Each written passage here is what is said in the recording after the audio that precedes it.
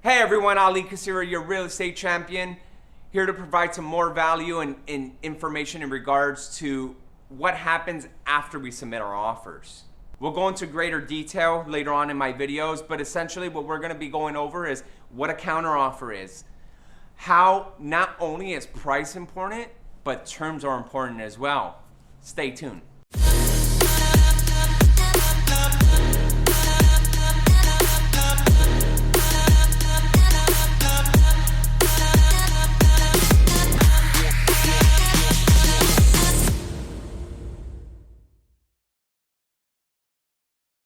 So I tell my clients all the time, my job as your agent is to put you in a position where you have options. So with that being said, I'll go over some of the details a little bit later on as to how there's no obligation to these offers you're submitting. We can have 2, 3, 4, 10, 15 different offers out there.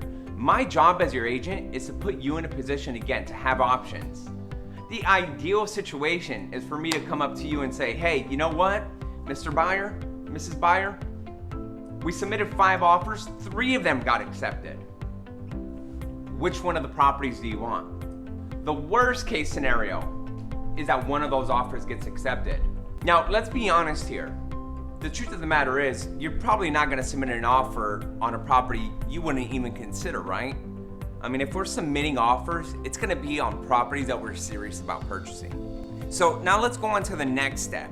From time to time, we're gonna get what's called a seller counteroffer. Example, we saw a home that was listed for $500,000.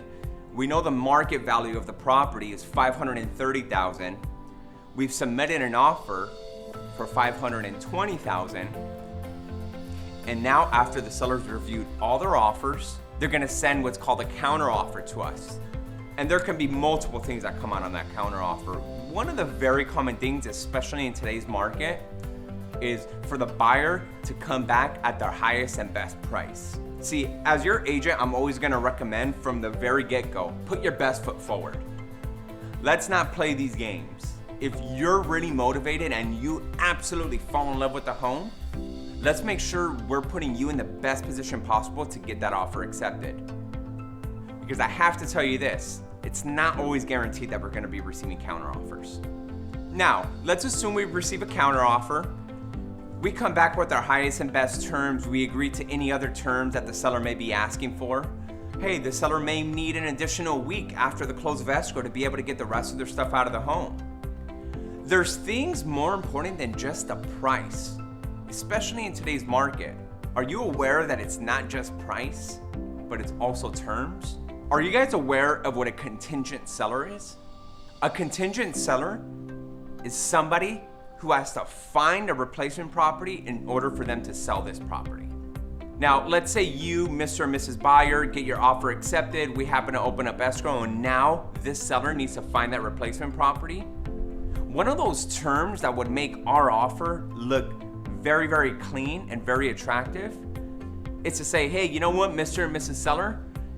If you accept my offer, I'm willing to give you up to 30 days to get into escrow on your replacement property and some additional time to close the property and for both escrows to close concurrently at the same time.